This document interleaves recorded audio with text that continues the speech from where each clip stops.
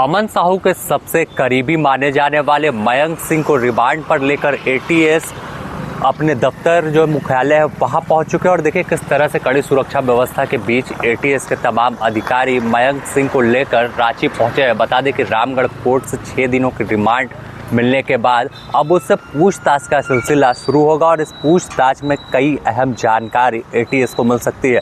बता दें कि जिस तरह से मयंक सिंह, सुनील मीना जो है उसके तार लॉरेंस बिश्नोई से भी जुड़ते हैं और अमन साहू गैंग को किस तरह से ऑपरेट कर रहा था, विदेश में बैठकर झारखंड में धमकी भरे मैसेज और रंगदारी की मांग की जा रही थी। साथ ही जो आर्म्स सप्लाई की बात हो या तमाम सिंडिकेट किस तरह काम कर रहा था, उन तमाम सवालों का जवाब एटीएस के अधिकारी मयंक सिंह से तलाशने की कोशिश करेंगे। अगर बात करें तो मयंक सिंह अमन साहू के एनकाउंटर के बाद और भी ज़्यादा सक्रिय हो गया था और तमाम जो पूरे गैंग को लेकर वो विदेश से ही चल रहा था। किससे रंगदारी की मांग करनी है, कैसे पूरे गैंग को चलाना है और किस तरह से जो रंगदारी की मांग करनी है और किसे कब टारगेट करना, उन तमाम चीज़ों की रणनीति मयंक सिंह बनाता था।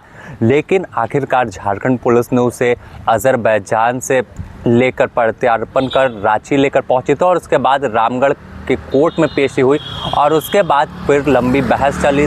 क्या दलील दी गई कि किस तरह से यह आतंक का पर्याय बन गया था और लगातार जो धमकी भरे कॉल मैसेज विदेश में बैठकर इंटरनेट कॉलिंग के जरिए कर रहा था। तो उस मामले में अब रिमांड जो है एटीएस को मिल गई है और 6 दिनों तक इससे तमाम तहकीकात की जाएगी। संभावना जताई जा रही है कि मयंक सिंह से पूछताछ करने के लिए और भी दूसरे राज्यों की जो पुलिस है वो भी रांची पहुंच सकती है, चाहे कि छत्तीसगढ़ की बात कर ले, राजस्थान की बात कर ले, जहां का मूल रूप से यह रहने वाला है और पूर्व में वहां से जेल जा चुका है।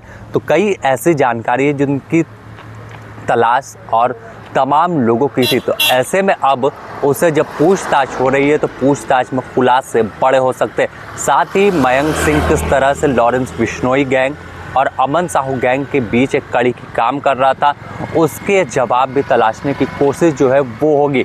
बताया जाता है कि लॉरेंस बिश्नोई गैंग और अमन साहू के बीच एक पुल की तरह मयंक काम कर रहा था और तमाम जो जानकारियाँ थी, तमाम जो अपराध का ग्राफ था, कैसे लॉरेंस के साथ मिलकर झारखंड में बढ़ाना है, कैसे उसके तमाम हथियारों को झारखंड तक पहुंचाना था। और जब अमन साहू का एनकाउंटर बीते दिनों हो गया तो उसके बाद किस तरह से गैंग को और आगे बढ़ाना था, चाहे राहुल सिंह की बात कर ले या कई ऐसे अमन साहू के साथी हैं जिनकी तलाश फिलहाल अभी एटीएस को है, तो उन तमाम जानकारियों को जुटाने की कोशिश होगी। साथ ही जो रंगदारी के पैसे वसूली किए जाते थे तो उन पैसों का इन्वेस्ट कहाँ था, किस तरह से पैसों की लेन देन होती थी और कैसे आखिर अजरबैजान तक, विदेशों तक पैसा पहुँचता था और इसमें मयंक की भूमिका कितनी बड़ी थी।